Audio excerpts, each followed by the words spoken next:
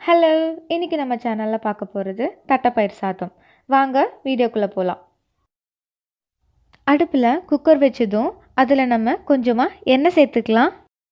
எண்ணெய் நல்லா காஞ்சதும், அதுல கடுகு சேர்த்துக்கலாம். இன்னைக்கு நம்ம தட்டப்பயிர் சாதம் செய்கிறதுக்கு 3 பச்சை மிளகாய், 2 வரமிளகாய், அப்புறம் ஒரு பெரிய வெங்காயத்தை நீளமாக நறுக்கி வச்சுக்கலாம். அப்புறம் ஒரு துண்டு இஞ்சி, 4 பல் பூண்டை 1 2 இடித்து வச்சுக்கலாம். அது போக 2 தக்காளியை பொடி பொடியாக நறுக்கி வச்சுக்கலாம். கூடவே கருவேப்பிலை இலைகளும் வச்சுக்கலாம். கடுகு பொரிஞ்சதும் அதில் நம்ம நறுக்கி வச்சுருந்த பச்சை மிளகாயும் வரமிளகாயும் சேர்த்துக்கலாம். அதுக்கப்புறம் நம்ம இடித்து வச்சுருந்த இஞ்சி பூண்டு சேர்த்துட்டு நல்லா பச்சை வாசம் போகிற வரைக்கும் வதக்கிக்கலாம். பச்சை வாசம் போயிடுச்சு. இப்போ நம்ம அதில் நறுக்கி வச்சுருந்த பெரிய வெங்காயத்தை சேர்த்துட்டு கூடவே கருவேப்பிலை இலைகளையும் சேர்த்து நல்லா வதக்கிக்கலாம்.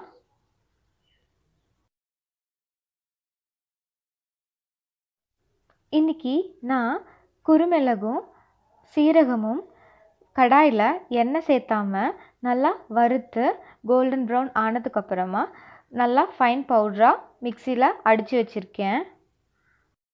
இப்போது நம்ம அந்த பவுடரில் 2 தேக்கரண்டி இதில் நம்ம சேர்த்துக்கலாம்.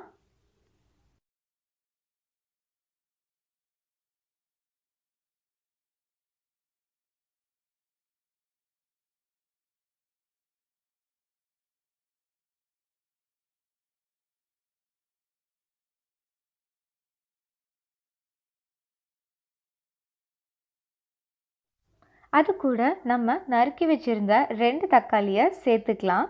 சேர்த்து நல்லா வதக்கி விட்டுக்கலாம். பாருங்கள், தக்காளியெல்லாம் நல்லா வதங்கிடுச்சு. இப்போ நம்ம இதில் ஒரு தேக்கரண்டி சாம்பார் தூள் சேர்த்துக்கலாம். இன்றைக்கி நான் 2 கிளாஸ் அரிசி எடுத்ததுனால 5 கிளாஸ் தண்ணி சேர்த்திக்கிறேன். தண்ணி சேர்த்ததுக்கப்புறமா அதில் 1/4 தேக்கரண்டி மஞ்சத்தூள் சேர்த்து நல்லா கலந்து விட்டுக்கலாம்.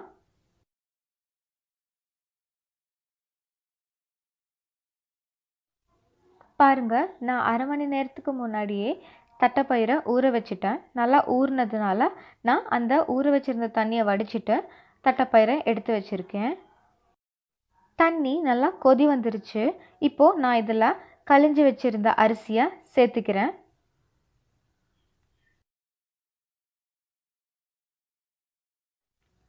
கூடவே ஊறின தட்டைப்பயிரையும் சேர்த்துக்கலாம். சுவைக்கேற்ப உப்பு சேர்த்துக்கலாம்.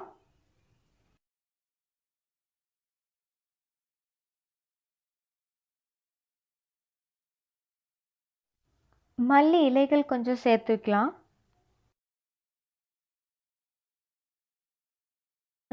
சாப்பாடு நல்லா வெந்து உதிரி உதிரியாக வந்திருக்கு. இப்போ நம்ம தட்டைப்பயிர் சாதம் ரெடி. தட்டைப்பயிரை அரை மணி நேரத்துக்கு முன்னாடியே ஊற வச்சுருந்தீங்கன்னா தான் நல்லா சாஃப்டாக வரும். அப்படி நீங்கள் ஊற வைக்க மறந்துருந்தா தனியாக ஒரு சட்டியில் போட்டு பாதி வேக வச்சுட்டு அப்புறமா நீங்கள் இது கூட சேர்த்துக்கலாம். உங்களுக்கு இந்த வீடியோ பிடிச்சிருந்தா லைக் பண்ணுங்கள், ஷேர் பண்ணுங்கள், சப்ஸ்கிரைப் பண்ணுங்கள். தேங்க்யூ.